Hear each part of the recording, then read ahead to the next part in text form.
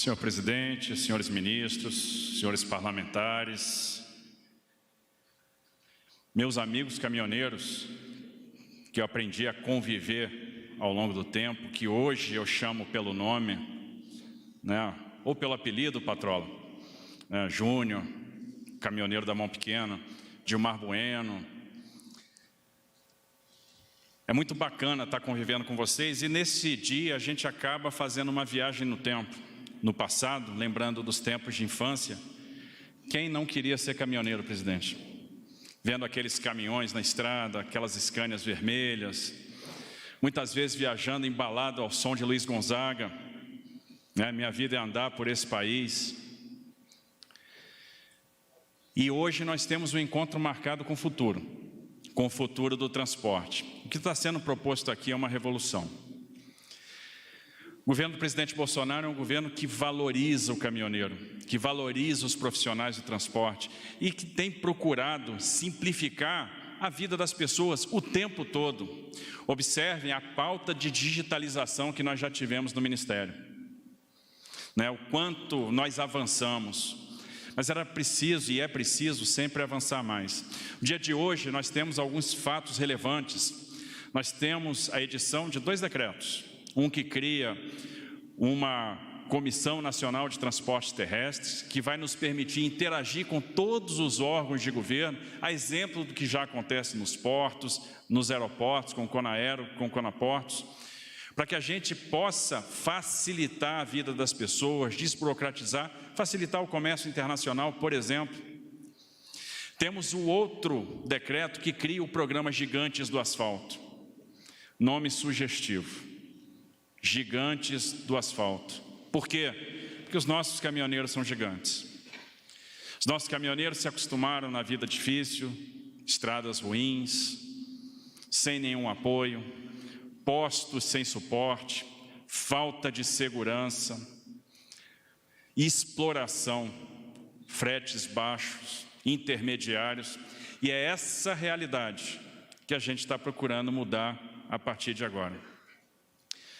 Nós temos um grande programa de infraestrutura pela frente, o maior programa de concessões rodoviárias da nossa história, e pela via do privado nós vamos trazer um investimento, duplicação, terceira faixa, postos de parada e descansos, e hoje nós vamos certificar um posto de parada, mais um, são 36 postos certificados, serão 100 até o final do ano, para que a gente possa cumprir a lei do descanso, para que o caminhoneiro possa repousar e fazer a sua viagem em segurança.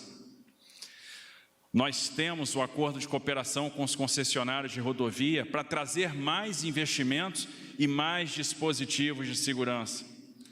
Vamos trazer a tecnologia de informação para as estradas, que terão Wi-Fi, terão 4G em todas as rodovias. Às vezes a falta de conectividade é um problema. E nós estamos trabalhando justamente isso. Nós estamos hoje lançando o futuro, o documento de transporte eletrônico. Documento que vai condensar 90 documentos, até 90 documentos de transporte. Imagina que hoje, para fazer uma viagem, são inúmeros documentos, vários. Como é que faz uma viagem assim? E muitas vezes esses documentos têm que estar impressos, em papel. Olha o nível do nosso atraso. Que coisa mais atrasada do que um posto fiscal? Parar num posto para carimbar uma nota? Quanta reclamação desses postos fiscais e quanta perda de tempo de viagem. Mais de 6 horas em média. E isso é custo. Imagina fazer uma viagem, importar os dados do MDFE para o celular, ter a geração automática de todos os documentos de transporte, passar na rodovia e ter a leitura por um pórtico da origem, do destino, do cumprimento ou do pagamento dos tributos, a pesagem em movimento, com sensores na rodovia, o agendamento portuário automático, então ele chega no porto, abre a cancela e já sabe para onde tem que se dirigir e vai fazer o desembarque da sua carga.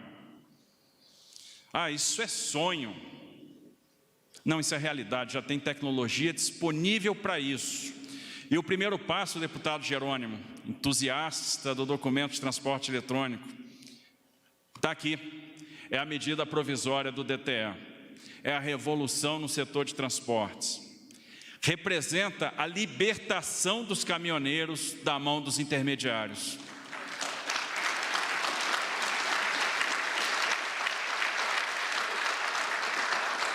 E libertar o caminhoneiro é proporcionar mais renda. É mais dinheiro que vai sobrar no final do mês para manutenção do equipamento, para botar a comida dentro de casa. É dar acesso ao crédito. O caminhoneiro vai deixar de ser invisível, vai ter seu histórico de crédito. E todo mundo vai saber e vai conhecer que o caminhoneiro é bom pagador, que ele tem renda. Então ele vai ter o seu capital de giro, ele vai ter o dinheiro para fazer a sua viagem numa taxa de desconto, Adolfo Saxina, que deve estar emocionado lembrando do seu pai nesse momento, num valor mais baixo. Então a revolução do transporte começa aqui, porque não adianta ter infraestrutura de qualidade, ter boas rodovias, portos eficientes, investimento na infraestrutura física, se a gente não diminuir a burocracia, se a gente não digitalizar, se a gente não informatizar. E é exatamente isso que nós estamos fazendo no dia de hoje. Por isso o DTE era tão aguardado, e com o DTE some o CIOT, some a autorização especial de trânsito, some o NTRC. Quanta coisa vai ser condensada aqui, como a vida vai ficar mais fácil. Quanto tempo perdido e como a gente está resgatando esse tempo a partir de agora. Porque o governo do presidente Bolsonaro é um governo que veio para simplificar, veio para transformar a vida das pessoas. Quantas pessoas, quantos caminhoneiros foram multados em balanças? Porque carregavam suas cargas lá nos embarcadores, nas trades, grãos. E durante o caminho esses grãos se movimentam, e vocês não têm como controlar o movimento da carga, do granel, e aí para numa balança e houve um excesso de peso por eixo. E aí vem a multa em cima, severa. Isso está sendo resolvido. E esses avanços nascem do diálogo que nós temos tido frequentemente com a categoria. Então, a partir de agora, e é uma outra medida provisória, que é a da alteração do Código Brasileiro de Trânsito, nós teremos, primeiro, a pesagem passa a ser por peso bruto total até 50 toneladas. E a gente vai ter simplesmente que cumprir aquela tolerância de 5%. E a partir das 50 toneladas, a gente aumenta a tolerância para 12,5%. Por quê? Porque a gente pega a maioria dos casos onde o deslocamento de carga gera o aumento do peso por eixo. E o impacto disso no ciclo de manutenção das rodovias, nós estudamos, é mínimo. É mínimo. Até porque se eu estou na tara do caminhão, realmente eu não deveria ter uma majoração expressiva do peso por eixo. Então o problema da pesagem está sendo resolvido agora. É outra demanda que nós estamos atendendo. E aí não é uma demanda só dos caminhoneiros, não. É uma demanda do setor produtivo também. Tem outra coisa que está sendo resolvida. Quantas vezes o caminhoneiro rodando e por desconhecer um problema bobo, a gente tem o caminhão retido. É necessário remover esse caminhão para o pátio. E às vezes aquele caminhão fica preso no final de semana, porque o pátio não funciona no final de semana. E a estadia é paga pelo caminhoneiro. Isso também vai mudar. Isso também vai acabar. Então nós vamos adaptar algumas regras da remoção para a retenção. Ou seja, vai ser possível, se o problema é bobo, se aquilo não era de conhecimento do caminhoneiro, prosseguir a viagem, dando um tempo para que ele resolva administrativamente seu problema. E se houver necessidade do caminhão ficar retido, e não for possível resgatá-lo no final de semana, não vai haver a cobrança da estadia. Então são medidas que têm por objetivo facilitar a vida de um profissional que transporta a nossa produção, que transporta aquilo que sai do nosso potente, poderoso agronegócio, da nossa indústria, do nosso setor mineral. São as pessoas que têm feito a diferença na nossa economia, que fizeram a economia se movimentar num período difícil da nossa história, que não abaixaram a cabeça, não se furtaram a trabalhar e promoveram o abastecimento, não deixaram que a comida faltasse na prateleira num momento grave. Foram corajosos e são corajosos até hoje. São gigantes, por isso os gigantes do asfalto. E aí eu tenho que cumprimentar todos que têm nos ajudado, cumprimentar o Ministério da Economia, que foi fundamental, Adolfo, nesse desenvolvimento. Cumprimentar o Banco Central, Roberto, que também nos ajudou muito e trouxe vários insights para o DTE. O caminhoneiro vai receber pelo Pix agora. E aí vai ser muito mais fácil, por exemplo, cobrar o vale pedágio, que não é uma obrigação do caminhoneiro, e sim do embarcador. Olha quanto problema nós estamos resolvendo. Agradecer a Caixa pela parceria de sempre, o Ministério de Minas e Energia, companheiro nas discussões de preço de combustível. Agradecer a Confederação Nacional do Transporte, Wander, que sempre tem atuado do nosso lado, e a Confederação Nacional do Transportador Autônomo, Dilmar, que também está ali presente, sendo propositiva, pensando como é que a gente vai promover a contratação direta. Agradecer a Polícia Rodoviária Federal, que tem sido parceira do Ministério da Infraestrutura todos os dias. E agradecer, sobretudo, o presidente Bolsonaro, pela confiança, pelo desejo de fazer a transformação e por aquilo que tem feito. Obrigado, presidente, por tudo. Obrigado, caminhoneiros. Obrigado, gigantes do asfalto.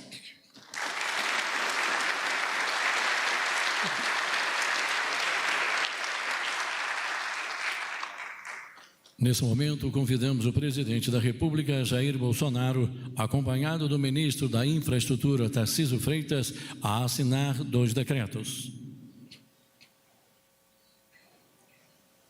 Decreto que dispõe sobre a implementação do Programa de Incentivo ao Transporte Rodoviário de Cargas Gigantes do Asfalto. Esse decreto visa a articulação, promoção, fomento e coordenação de políticas que solucionem problemas críticos que afetam a prestação de serviço do transporte rodoviário de carga. Na sequência, decreto que institui a Comissão Nacional de Autoridades Aeroportuárias, CONAERO, a Comissão Nacional das Autoridades nos Portos, CONAPORTOS, e a Comissão Nacional das Autoridades de Transportes Terrestres, CONAT. Esse decreto objetiva estabelecer o fórum de discussão e de deliberação de alto nível para a proposição de investimentos e soluções modais de transporte. Nesse momento, o presidente da República, Jair Bolsonaro, acompanhado do ministro da Infraestrutura, Tarcísio Freitas, e do ministro da Justiça e Segurança Pública, Anderson Gustavo Torres. Assina a medida provisória com 2 objetivos principais: alterar a Lei número 7.408, de 25 de novembro de 1985, que atualiza os limites de tolerância para o peso por eixo. Altera o artigo 21 do Código de Trânsito Brasileiro e que dispõe sobre remoção de veículos em situações de irregularidades.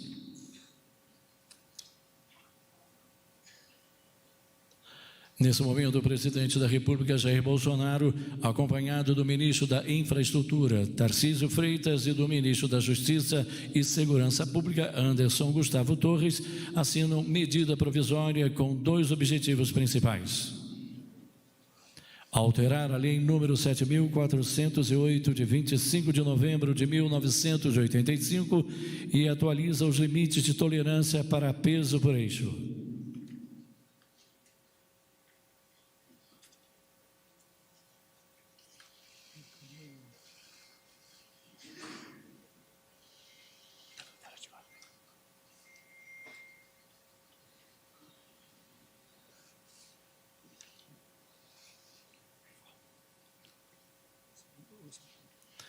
Em seguida, convidamos o presidente da República, Jair Bolsonaro, acompanhado do ministro da Infraestrutura, Tarcísio Freitas, e do ministro da Justiça e da Segurança Pública, Anderson Gustavo Torres, do ministro da Economia, Paulo Guedes, e do ministro de Minas e Energia, Bento Albuquerque, a assinar medida provisória que tem como objetivo instituir o documento eletrônico de transporte. A referida medida provisória torna mais simples o processo de fiscalização de transportes de carga por meio de unificação de cerca de 20 documentos.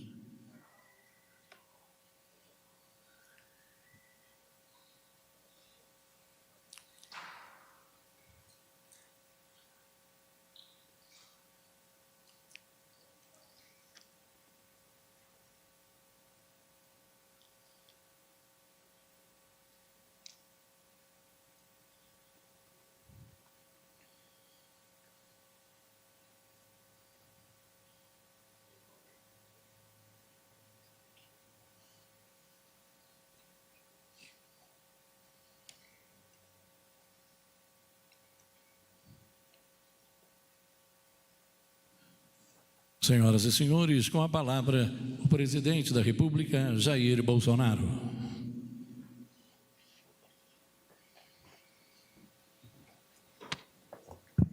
Ricardo Barros. Jorginho, agora é com vocês.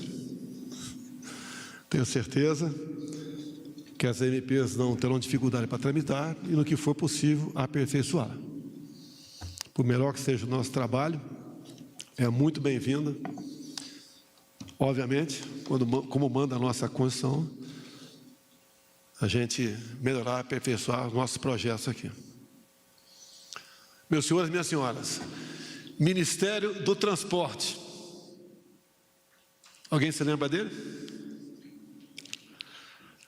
Pode ser que não se lembre dele, mas com toda certeza deve se lembrar a quem pertencia no passado esse ministério. A que tipo de gente, que grupo mandava lá e como essa gente se servia do pessoal que transitava por todo esse Brasil. Fiquei 28 anos dentro da Câmara. É uma história que não queremos mais para nós. Ministério da Infraestrutura. O nosso ministro foi o terceiro que eu analisei o currículo oral, está bem claro. E quando vi o Tarcísio, formado pela Academia Militar das Agulhas Negras, formado pelo Instituto Militar de Engenharia e concursado da Câmara dos Deputados. E o rápido passado nele na Comissão de Viação e Transporte e no DENIT também. Tinha certeza que encontrei a pessoa adequada para esse, até então, complicado ministério. Alguns querem o passado. Eu sempre dirigi meu carro. Sofri muito nas pistas no Brasil. Prezado Vasques, diretor-geral da Polícia Rodoviária Federal. Você mesmo, Vasques. Eu sou bem mais velho que você, mas você viveu muito disso. Você se lembra como era loteada as superintendências das Polícias Rodoviária Federal. E o que era exigido em troca na ponta da linha desses profissionais. Eu participei, Vasques, no início dos anos 90, quando começou a resgatar a sua classe, os policiais rodoviários federais. Mas o uso da PRF era horrível. Estou falando com gente aqui que sabe o que acontecia. Isso mudou. Hoje nós temos o prazer, como somos parados, por alguém da Polícia Rodoviária Federal. Viajei muito naquele percurso ali, Rio de Janeiro, Vila Histórica de Mambucaba. Isso, em grande parte, mudou, e mudou para melhor. Dirigir no Brasil, ainda temos muita coisa a fazer, Tarcísio, não pode ser um ambiente de tortura, de despreocupação com a sinuosidade da pista para olhar para os barrancos. Se tem um radar fixo, ou alguém escondido atrás de uma moita para aplicar uma multa na gente. No nosso governo, diminuímos o número, e muito, dos radares. Não pode dizer o mesmo no tocante aos radares estaduais. Praticamente inexiste, eu posso garantir, o Vasco, que inexiste hoje em dia a figura do policial embaixo da árvore ou atrás da moita, com uma pistola ali para multar alguém que ultrapassou a 20% do limite, ou 40%. Isso acabou. Porque a Polícia Federal, além de ter um comandante, que é o nosso ministro Anderson da Justiça, tem um diretor-geral que responde por todas as superintendências. Eu não vou perguntar para o Anderson uma coisa que porventura aconteceu de forma equivocada, daí a gente liga para o Vasco e o Vasco fala, não, mas essa indicação desse superintendente aqui não é minha. Eu não respondo por ele. Como era ruim esse país, meu Deus do céu. Eu estou falando só da questão do transporte. Eu não vou falar da Itaipu Binacional do Bento. Teria muito a conversar sobre essas questões. E cada vez que a gente toca fogo, Paulo Guedes, num ninho de rato, não faltam inimigos para mim. É pancada o tempo todo. Por isso que eu falei que sou imbrochável. E outras coisas a mais. Porque, acredito, se não fosse a força de Deus, já teria existido. Ou então se entregue aos urubus de sempre. Ricardo Barros, que alegria Itaipu Binacional, com o que saiu, com o que entrou. Tive com o Ratinho no dia de ontem, conversei, bati um papo com ele. Hoje já despachou com o Tarcísio. Vamos chegar, está praticamente resolvida a questão dos pedágios do teu estado, do Paraná. Um assalto à mão armada, com o trabalho eficiente do Tarcísio, com bom entendimento por parte do governador Ratinho, está praticamente resolvido isso aí. Um pedágio que é um assalto à mão armada, deixaram chegar a esse ponto. E o contrário, eu só falo do respectivo ministério depois de conversar com o ministro. Batemos o martelo agora, depois de alguns dias de conversa com o Tarcísio. Em todas as novas concessões do Brasil, o motociclista não mais pagará pedágio.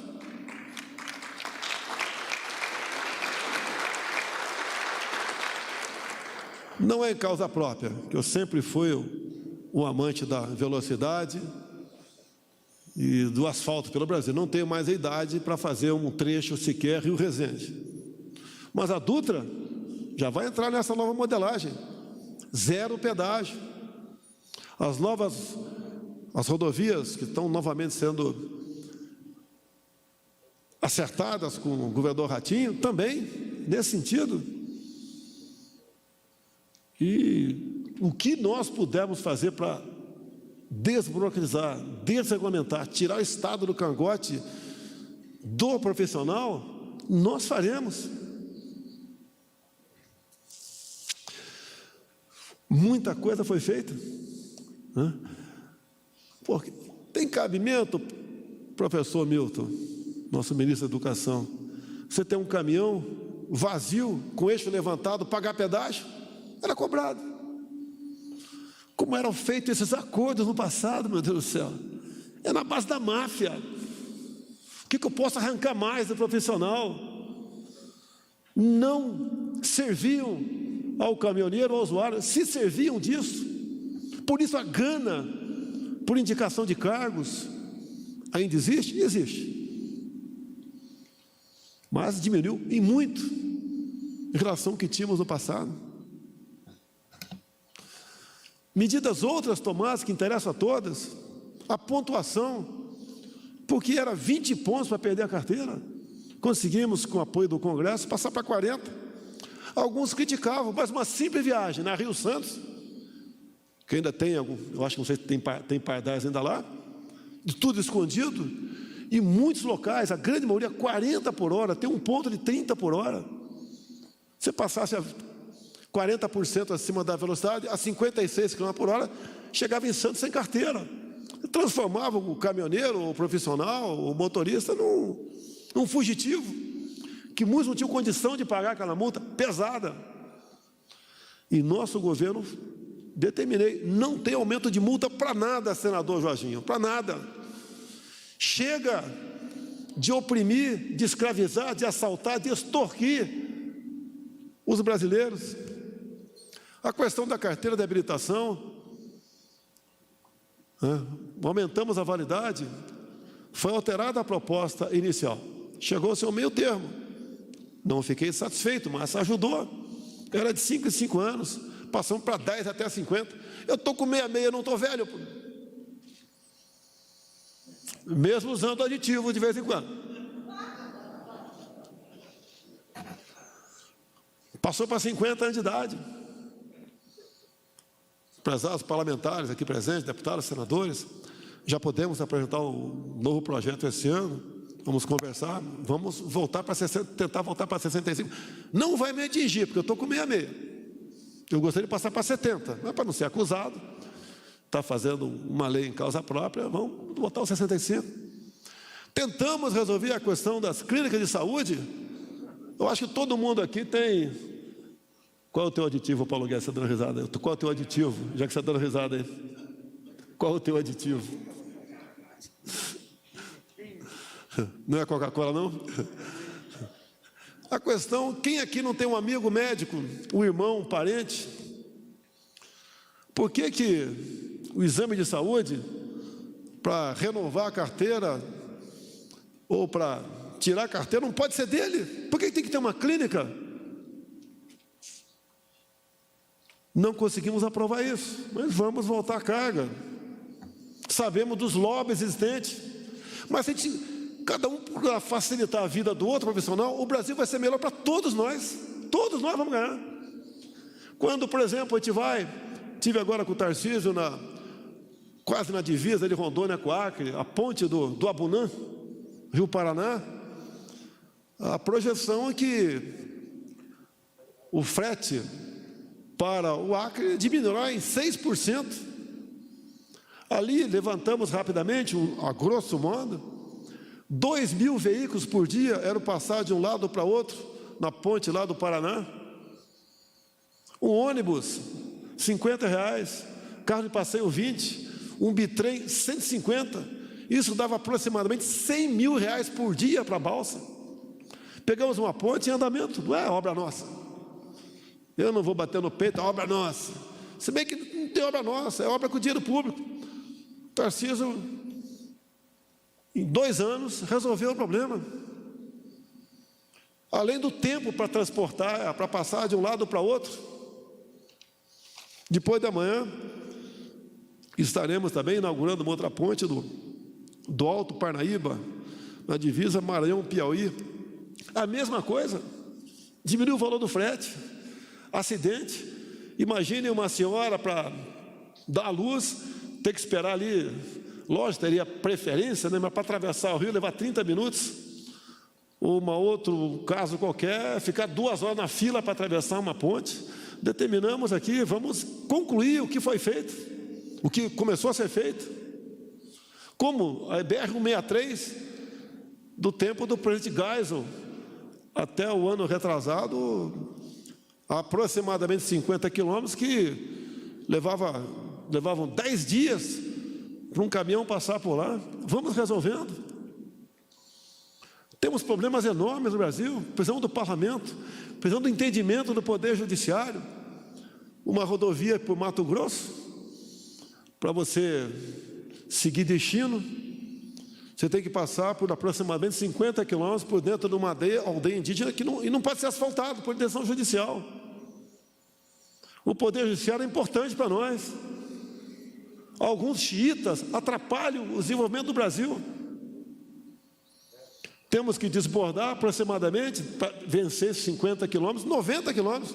Se é ida e volta, 180. Divide por 3 quilômetros por litro de diesel, são 60 litros de diesel, mais desgaste de material, de pneu, poluição, etc. Por isso que meu governo se preocupou com a questão de demarcação de terra indígena. Não demarcamos nenhuma.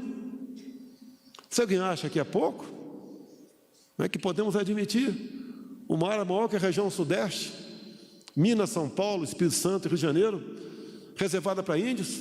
E quem esteve nesse movimento aqui do último sábado, se teve a curiosidade, eu vi por imagem, porque não podia descer, um grupo grande de índios na manifestação, agradecendo ao governo federal e torcendo Ricardo e Jorginho, para aquele projeto lá que nasceu lá com o ministro Bento, seja levado avante, para que o índio possa fazer na sua terra a mesma coisa que o fazendeiro faz na tua vizinha. Começou lá atrás com os palecis plantando no Brasil, dá orgulho de vê-los.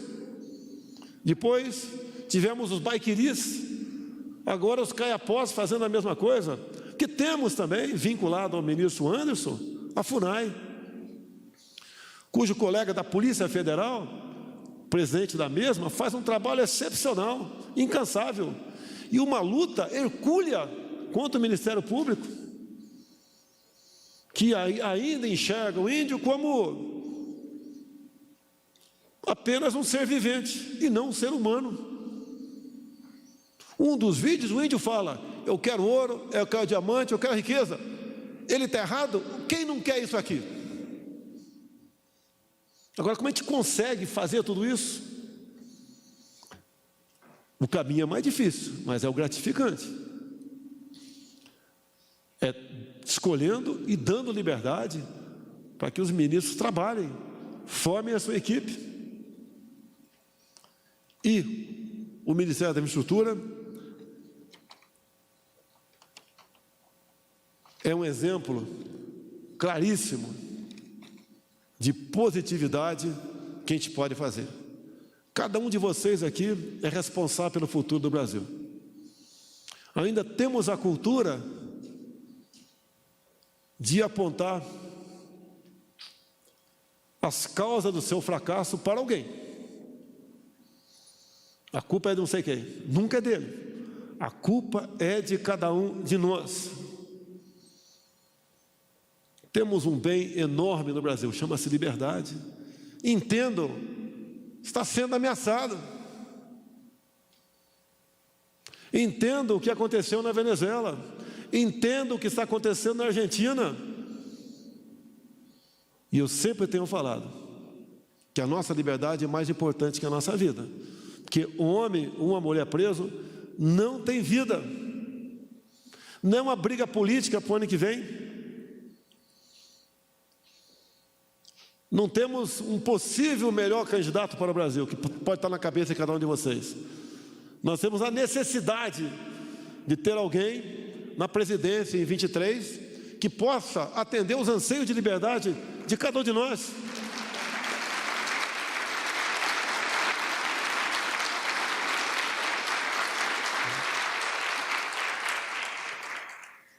A gente costuma fazer brincadeiras, né? O Papa é brasileiro, o Papa é argentino e Deus é brasileiro.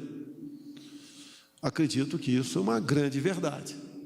O que nós já flertamos com o outro lado, e alguns ainda com renda, com cultura, ainda flerta. Temos Deus ao nosso lado. Tenho certeza, como no passado, Ele nos ajudará. Como entendo eu, com todo respeito, o grande prazer que eu tenho de ocupar a cadeira da presidência é saber que, se não fosse eu, quem estaria lá? E onde nós estaríamos hoje em dia? Quem podia imaginar? Ministro Ramos, Capitão Tarcísio, Capitão Wagner, Almirante Bento, Tenente R2 Milton. Vocês têm mais algum militar? Jorginho foi militar, Jorginho? foi soldado Jorginho, que um dia, perante um público de milhares de pessoas, homens de defesa pudessem usar o microfone por algum momento. Ele é um ser humano igualzinho, cada um de nós. Tem uma responsabilidade enorme. Um ministério que está presente nos 4 cantos do Brasil. Em qualquer país do mundo, quem diz se aquele povo vai ter liberdade ou não, só é quem tem força, ou não é? Jamais vou querer endeusá-lo, mas respeitá-lo acima de tudo, até para a iniciativa de nos acompanhar, para mostrar para o povo brasileiro que nós temos alguém que quer a liberdade, não o contrário.